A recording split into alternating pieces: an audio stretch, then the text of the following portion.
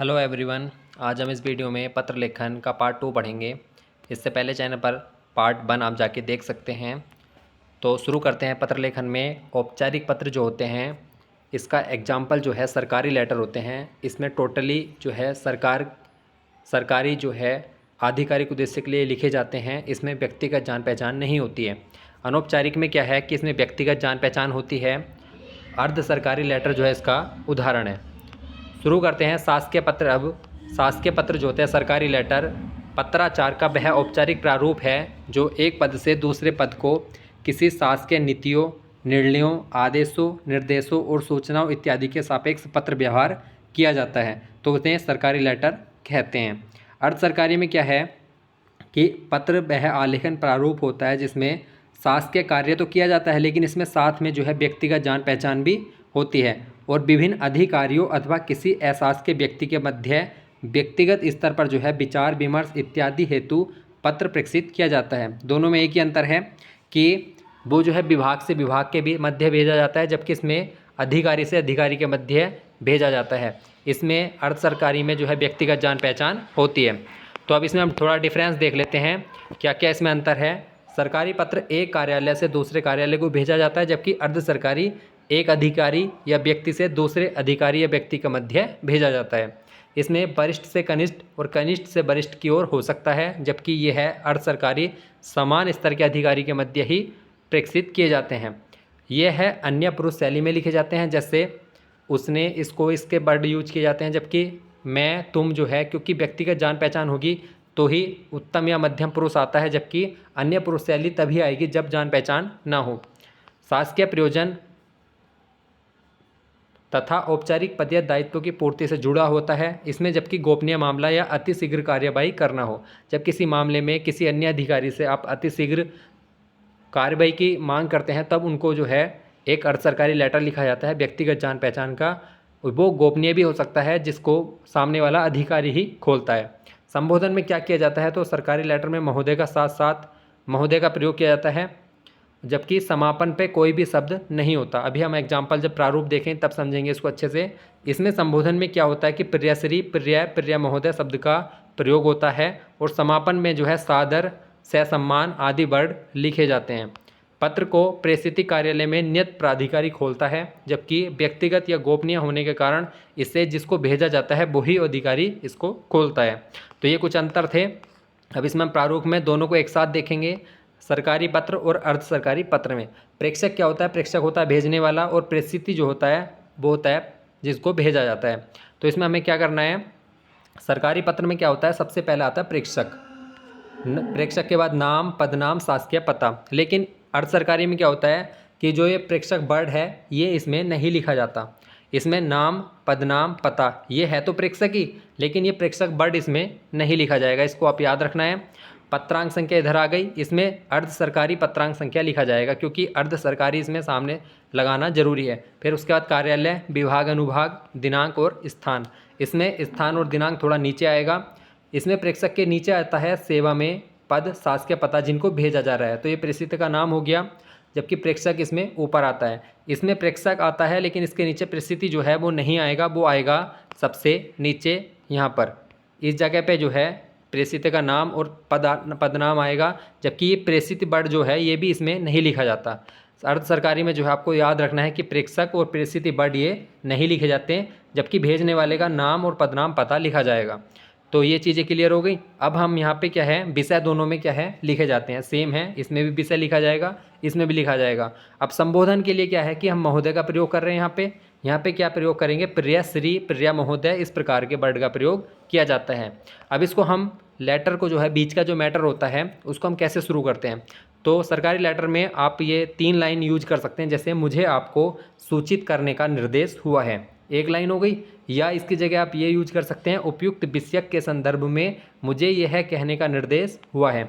तीसरी लाइन है कि उपयुक्त विषय अवगत कराना है कि। तो इन चीज़ों के साथ जो है अपने आप लेटर को शुरू कर सकते हैं। बाकी जिस विषय पे भी आपको लिखना है तो वो उसके बाद वो विषय आ जाएगा, उसका मैटर आप लिख सकते हैं बीच का। बाकी जो है प्रारूप यही होता है, और जो विषय होता है बस वही मैटर बीच का चेंज होता है। अब सरकारी में क्या आता है, नीचे क्या आता है, भव्य आता है, जबकि अर्ध सरकारी में आप भवनिष्ठ का प्रयोग करेंगे या आपका सद्भावी का प्रयोग करेंगे। उसके नीचे प्रेक्षक के हस्ताक्षर, नाम और पदनाम ऐसे ही सेम अर्ध सरकारी में है। अब अर्ध सरकारी का देख लेते हैं कि आप जो बीच का मैटर है वो कैसे शुरू करेंगे। तो उपयुक्त विषय के संदर्भ में आपसे अपेक्षा है कि, या दूसरी लाइन आप ये लिख सकते हैं, मुझे आपसे कहने की अपेक्षा की गई है। तो ये अर्ध सरकारी लेटर का है। सहसम्मान जो है हमने पहले बताया था कि ये वर्ड जो है अर्ध सरकारी में यूज होता है, जैसे सम्मान या सहसम्मान, ठीक है, लेकिन यह है सरकारी लेटर में यूज नहीं होता है। अब आगे संलग्न हो गया दोनों में, जो चीज़ आप संलग्न करना चाहते हैं। नीचे उसके बाद आएगा आपका कि प्रतिलिपि किस किस को भेजनी है, दोनों में होता है। लेकिन यहाँ पे जो है प्रेषिति वर्ड जो है, ये प्रेषिति जो है जिनको भेजना है वो यहाँ पे आएगा अर्ध सरकारी में, और जो सरकारी में जो है वो प्रेक्षक के नीचे ही सेवा में करके हम इसको लिखते हैं। तो ये हो गया क्लियर। अब यहाँ से आज्ञा से और आज्ञा से हस्ताक्षर प्रेक्षक के, ये दोनों चीज़ में इसमें कॉमन है। तो अब तो एक एक एग्जाम्पल देख लेते हैं। पहले शासकीय पत्र देख लेते हैं। इसमें क्या है कि शासकीय पत्र जो है सचिव जो है भेजने वाले जो हैं वो शिक्षा विभाग उत्तर प्रदेश सरकार के लखनऊ से हैं। किसको भेज रहे हैं? शिक्षा निदेशक उत्तर प्रदेश प्रयागराज को। तो ये प्रेक्षक हो गए और ये प्रेषित हो गए दोनों, ठीक है। उसके बाद हमने पत्रांक संख्या यहाँ डाल दी, सरकारी पत्र है ये, स्थान और दिनांक यहाँ पे आ गई। अब विषय क्या है कि अनुमोदित अध्यापकों के स्थायीकरण के संबंध में। तो मुझे आपसे यह कहने का निर्देश हुआ है। तो इस लाइन से आपको शुरू करना है कि राज्य लोक सेवा आयोग द्वारा अनुमोदित होने के उपरांत विभिन्न राजकीय महाविद्यालयों में अस्थायी रूप से कार्य करते हुए जिन अध्यापक को 3 वर्ष से अधिक हो गए हैं उनके स्थायीकरण का अविलंब कार्यवाही करें। जिन प्रवक्ताओं अथवा अध्यापकों की गोपनीय आख्या प्रतिकूल हैं उनका स्थायीकरण फिलहाल रोक दें। तो ये बीच का मैटर आपको खाली बनाना होता है। जितने भी सरकारी लेटर लिखोगे बस यही बीच का मैटर चेंज होगा, बाकी चीज़ें सेम लिखी जाती हैं। और प्रेक्षक प्रेषिति बदलेंगे, जैसे जो प्रेक्षक है भेजने वाला वो आएगा, प्रेषिति वो अलग अलग ही होंगे। ये चीज़ आपको समझ में आई गई होगी। नीचे यहाँ पे भवदीय का प्रयोग ही किया जाता है और नीचे यहाँ पे जो प्रेक्षक है उसके हस्ताक्षर हो जाएंगे। प्रतिलिपि हमने यहाँ पे भेज दी कि समस्त राजकीय महाविद्यालय के समस्त प्राचार्य को ये भेज दी गई है। फिर उसके बाद आज्ञा से कै ख गए फिर शिक्षा सचिव के हस्ताक्षर हो जाएंगे, वो ऊपर होने हैं। अब एक और लेटर हमारा शासकीय पत्र। प्रेक्षक क्या है इसमें? ऐसा कुछ भी ले सकते हैं। उत्तर प्रदेश सरकार का सेवा में समस्त जिलाधिकारियों को लेटर ये भेजा गया है। इसमें पत्रांक संख्या ये हो गई, कुछ भी लिख सकते हैं जो उसमें दे रखी हो तो ठीक है, ना तो अपनी तरफ से कोई बना के लिख सकते हैं पेपर में। लखनऊ दिनांक यहाँ पे आ गए, स्थान और दिनांक समस्त जिलाधिकारी को है। तो यहाँ पे हम कभी कभी अनुभाग भी डाल देते हैं, तो हमने कार्मिक अनुभाग डाल दिया। विषय क्या है कि अल्पवृष्टि के कारण जनपद के किसानों की समस्याओं का वर्णन करना है।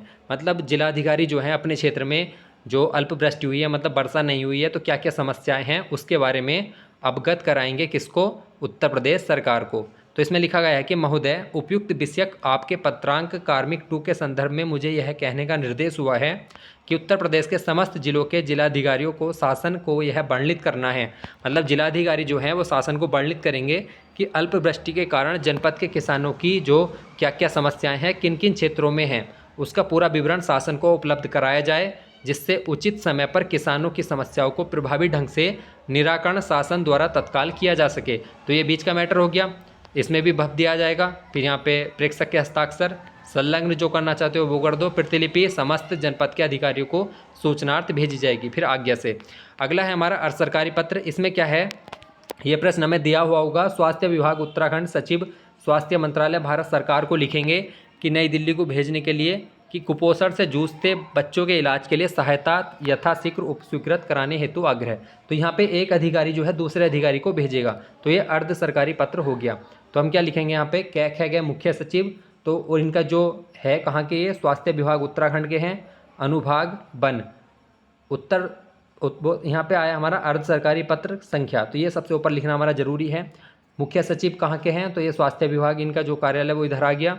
विषय उसके बाद नीचे आ गया, कुपोषण की समस्या से जूझ रहे बच्चों के इलाज हेतु, ये जूझ है, थोड़ा गलत लिखा हुआ है, थोड़ा सही है झय हो, बच्चों के इलाज हेतु पूर्व में मांगी गई सहायता स्वीकृत किए जाने के संबंध में। तो ये विषय हो गया हमारा। अब ये लिख रहे हैं, प्रियश्री महोदय, उक्त विषय की ओर ध्यान आकृष्ट करते हुए, ये मैटर की पहली लाइन होगी, आपसे अनुरोध है कि प्रदेश में वर्तमान समय में अधिकांश बच्चे कुपोषण से ग्रसित हैं। इनके इलाज हेतु शासन स्तर पर केंद्र से सहायता मांगी गई थी, परंतु अब तक यह राशि उपलब्ध न हो पाई है। तत्संबंध में यहाँ पे आप दूसरा 2 नंबर डाल के भी लिख सकते हैं। तत्संबंध में अपेक्षित सहायता राशि यथाशीघ्र उपलब्ध कराने का कष्ट करें जिससे कुपोषित बच्चों का इलाज समय अंतर्गत किया जा सके। सह सम्मान यहाँ पे जरूरी है क्योंकि ये वर्ड अर्ध सरकारी में प्रयोग किए जाते हैं। उसके बाद प्रतिलिपि आप जिसको भी भेजना चाहे भेज सकते हैं।